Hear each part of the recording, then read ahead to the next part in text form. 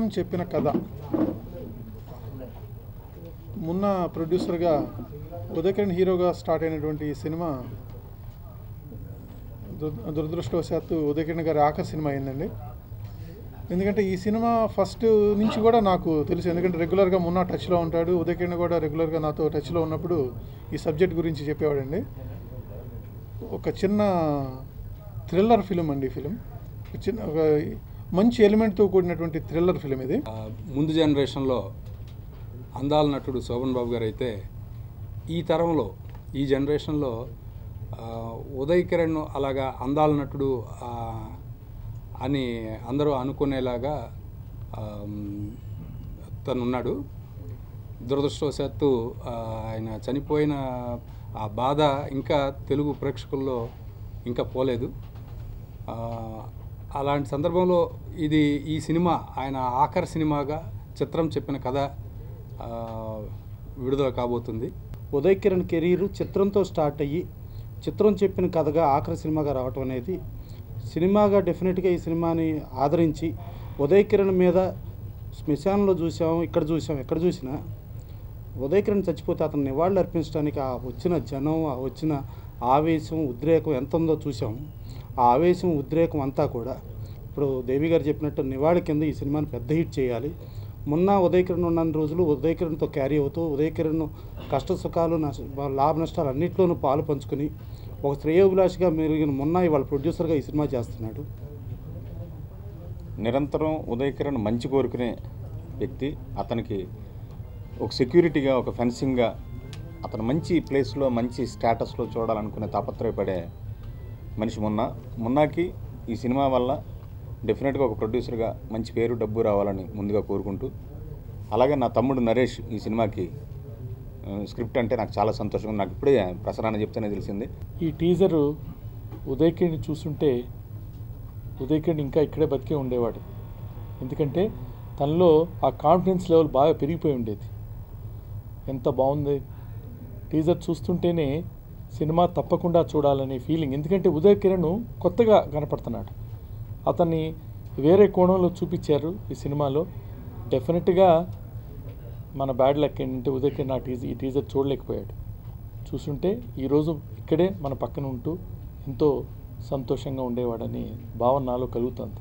నరేష్ గారు, ఉదయ్ కిరణ్ గారు కూర్చుని ఒక 2 years బాగా ప్రతి ఫ్రేము ఆడియన్స్కి నేను ఎలా కావాలి, ఆడియన్స్ నన్ను ఎలా ఎక్స్పెక్ట్ చేస్తున్నారు, ఇంకా నాలో ఏదో మిగిలిపోయిన రసాన్ని నేను ఎలా చూపించాలి అని ఉదయ్ కిరణ్ గారు డే అండ్ నైట్ నరేష్ గారితో కూర్చొని కష్టపడి సబ్జెక్ట్ రెడీ చేసుకుని అప్పుడప్పుడు మేము టెక్నికల్గా ఏం జరుగుతుందని అప్డేట్ తెలుసుకుంటూ షూటింగ్ పర్పస్లో మాత్రం చాలా గ్రౌండ్ వర్క్ చేసుకుంటూ చేసిన సబ్జెక్ట్ ఇది.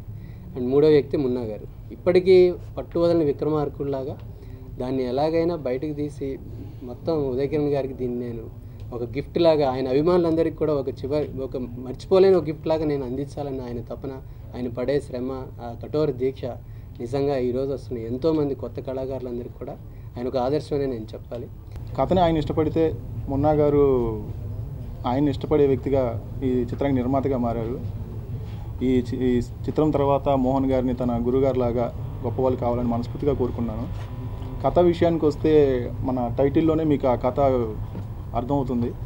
ఆ పైన ఉన్న ఉదయ్ గారి చిత్రం చెప్పిన కథే ఈ చిత్రం. ఒక డిఫరెంట్గా చేయాలని ఉదయ్ గారి దృష్టిలో పెట్టుకొని కలిసి కూర్చొని చేసుకున్న వర్క్. 2000లో నేను ఇంటర్ చదువుతున్నప్పుడు చిత్రం అనే సినిమాకి టికెట్ కొనుక్కుని బ్లాక్లో నెల్లూరులో సినిమా చూశాను. ఈరోజు చిత్రం చెప్పిన కదా అనే సినిమాకి మ్యూజిక్ కంపోజర్గా చేయడం అనేది ఒక రకంగా ఆనందంగా ఉంది, కానీ ఇంకో రకంగా చాలా బాధగా ఉంది. బికాస్ ఈరోజు ఉదయ్ గారు లేరు. నేను ఫస్ట్ టైం నాకు మున్నా గారు ఈ సినిమా గురించి నన్ను పిలిచినప్పుడు నేను చాలా ఎక్సైట్ అయ్యాను. బికాస్ నేను చూశాను చిత్రం, నువ్వు నేను, మనసంతా నువ్వే కలుసుకోవాలని. సో వీటిల్లో కలుసుకోవాలని ఆడియో నాకు చాలా ఇష్టం.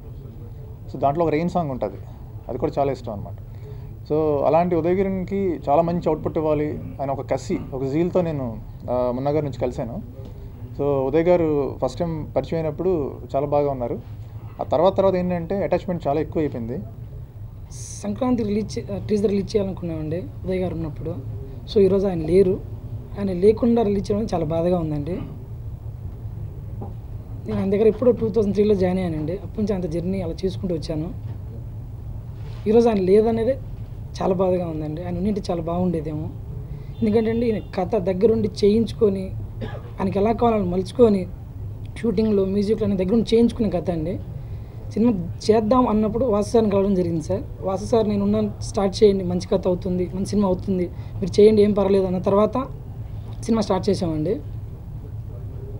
ఒక డిఫరెంట్గా ఇంతవరకు ఆయన చేయనటువంటి ఒక కొత్త షేడ్ చేయాలని రెడీ చేసుకునే కథ ఈ సినిమా అండి.